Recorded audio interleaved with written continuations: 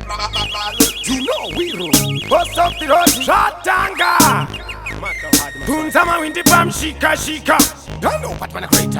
Guma zedu hatisisiripo. Nikuti patale kwa tongo sara one scope. President wawe sakaita ilo. Nikuti Shatanga mchamira ho. Usazime rekalatambe. Tiriparu hindi sakare kati fambe. Ingoma izi atinga ite dambe. Wezera moto basi wavengi wa jambe. Usazime rekalatambe. Tiriparu hindi sakare kati fambe. Ingoma izi atinga ite dambe. Wezera moto basi wavengi wa jambe. Monakta load tatoi sapakeri. Nekuti mudansi makudi wa maori. Mawindi Shatanga yashika kanakori. Tiri mukati ndisu tiri intiri. Ukati wana takanyarara uchati takapusa. Chida kuona hatina ingo kuritsa yusa. Ipapa patave ndiani yangati pisa. Auone vamwe votraya kutisvibisa. Usazime rekalatambe. Tiriparu hindi sakare kati fambe. Ingoma izi atingaite dambe. Wedzera moto basi vavengi vazhambe. Usazime rekalatambe.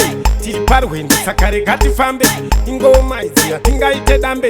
Wedzera moto basi vavengi vazhambe. Chinamira chiya chavakatyira. Kunza asina kabosgo marakadira.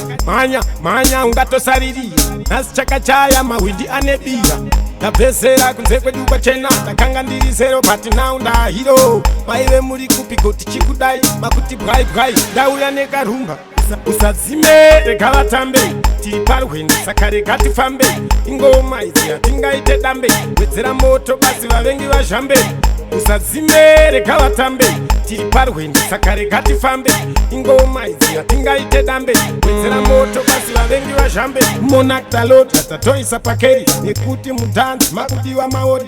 Mawindi Shatanga yashika kanakori. Tiri mukati ndisu tiri intiri. Ukati wana takanyarara uchati takapusa. Chida kuona hatina ingo kuritsa yusa. Ipapa patave ndiani yangati pisa. Auone vamwe votraya kutisvibisa. Usazime rekalatambe. Tiriparu hindi sakare kati fambe. Ingoma izi atingaite dambe.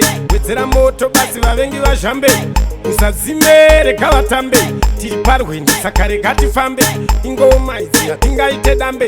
Wedzera moto basi vavengi vazhambe. Takata Shatanga. Punza mawindi pamshika shika. Don't know what man a creator.